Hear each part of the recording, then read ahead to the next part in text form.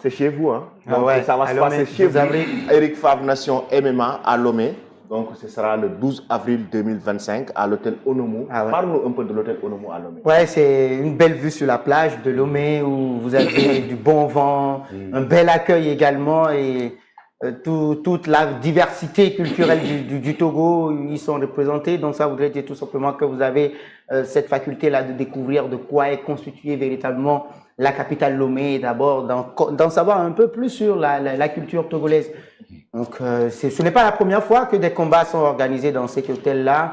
Et donc c'est une opportunité encore une fois pour tous les visiteurs, ceux qui adorent ce sport, tous ceux qui sont voilà, touristes de venir encore une fois, où il y a pas mal de nations qui sont représentées sur ce combat-là, surtout le Sénégal. Et quand vous parlez du Gaïdé et de Lomé et du Togo, c'est la famille. Il y a pas mal de communautés de Sénégalais au Togo, tout comme ici également. Donc, comment les Togolais aujourd'hui attendent, vraiment préparent cet événement, les Femmes Nations? Nous sommes tous à chaque fois pour être présents, puisque c'est l'afterwork que la compétition est organisée. Donc, il y a pas mal d'autorités qui sont présentes et qui donnent de l'importance justement à ce sport-là. Et j'ai compris qu'il y a maintenant une émulation depuis qu'il y a ce genre d'organisation à Lomé au niveau des talents togolais qui sont en train d'émerger. Il y en a même qui se sont transportés à l'extérieur grâce à ces genres d'événements. Et donc, félicitations à Eric Favre et à toute l'organisation. Il y a même un Ivoirien dont j'oublie le nom qui fait partie de l'organisation également. Et donc, ça promet encore une fois de faire découvrir ce sport-là au Togo qui est un peu méconnu, pour ne pas dire inexistant au Togo. Il y aura Tafatine qui affrontera le géant thaïlandais Benz, Tafsirba qui affrontera Benziane, il y aura Général Malika qui affrontera la Tulipe. Mais il y aura un autre match au-delà du football entre Petit Lo qui affrontera Badaro et Sorezam qui est un Togolais. Ouais, c'est notre fierté, c'est la star actuellement. Il y a pas mal de noms qui ont fuité aussi. Et là, actuellement, lui, il va essayer de battre cet adversaire. Voilà. Petit Lo. C'est vrai que c'est un sacré client aussi. Mais lui, c'est son premier combat. Mais, oui, parle-nous un peu de Sorezam. Il faut reconnaître qu'il est méconnu du public.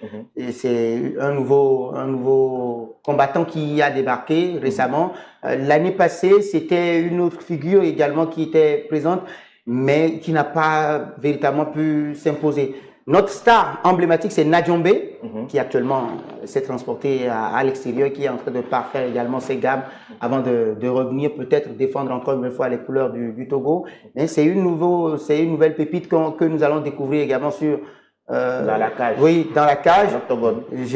Malheureusement pour moi, il tombe sur un client qui... C'est vrai que je ne connais pas trop l'adversaire. L'adversaire, c'est un lutteur sénégalais. Oui, mais pour moi, j'aurais aimé que ça soit pas forcément un Sénégalais, parce que nous connaissons les Sénégalais dans ce domaine-là. C'est toujours, même si c'est un nouveau qui vient de débarquer, vous avez cet ADN-là, contrairement à nous, les Togolais. Donc, tout simplement dire que c'est un outsider dans ce combat-là qui va rencontrer un nouveau combattant qui a débarqué récemment. L'année passée, c'était une autre figure également qui était présente, mais qui n'a pas véritablement pu s'imposer. Notre star emblématique, c'est Nadjombe, qui actuellement s'est transporté à l'extérieur, qui est en train de parfaire également ses gammes avant de revenir peut-être défendre encore une fois les couleurs du Togo. Mais c'est une nouvelle pépite que nous allons découvrir également sur dans la cage. Oui, dans la cage.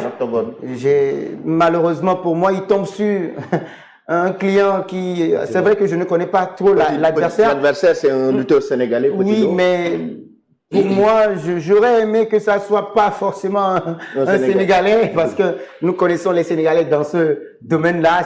C'est toujours, même si c'est un nouveau qui vient de débarquer, vous avez cet ADN-là, contrairement à nous, les Togolais. Donc, tout simplement dire que c'est un outsider dans ce combat-là qui va rencontrer voilà, un lutteur un athlète qui est très combatif, qui sort d'un pays qui nous sort à chaque fois, à chaque année. Il viendra avec ses arguments. Mais forcément, il va pas...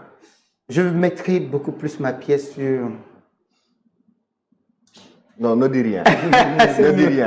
www.ericfavtv.com. Vous allez sur le site, vous avez l'opportunité d'acheter votre code pay-per-view. Donc, pour regarder en live pay-per-view ce gala de MMA. Donc, je rappelle que c'est le 12 avril 2025 à l'hôtel Onomo Lomé. Donc, vous allez sur le site ericfavtv.com, vous avez la Fight 4, vous cliquez sur la Fight 4 et vous allez directement choisir entre Orange Money, Wave, ou vous pouvez même acheter votre code par votre carte Visa. Vous mettez juste les informations bancaires. Ensuite, vous allez recevoir votre code par mail. Vous allez mettre votre mail d'ailleurs et le confirmer, mais vous recevrez votre code par mail avec un lien d'identification et vous allez maintenant regarder naturellement le combat, ces combats, ce gala exceptionnel qui aura lieu donc le 12 avril à Lomé, l'Octogone. Dans l'Octogone, la cage va trembler avec surtout le choc des géants qui est très attendu, Tapha Tine et Benz. Donc Tassiba aussi, le champion du monde kickboxing, qui prépare son combat face à l'Algérien Benziane. Donc, Général Malika, le lutteur sénégalais, face à la Tulipe.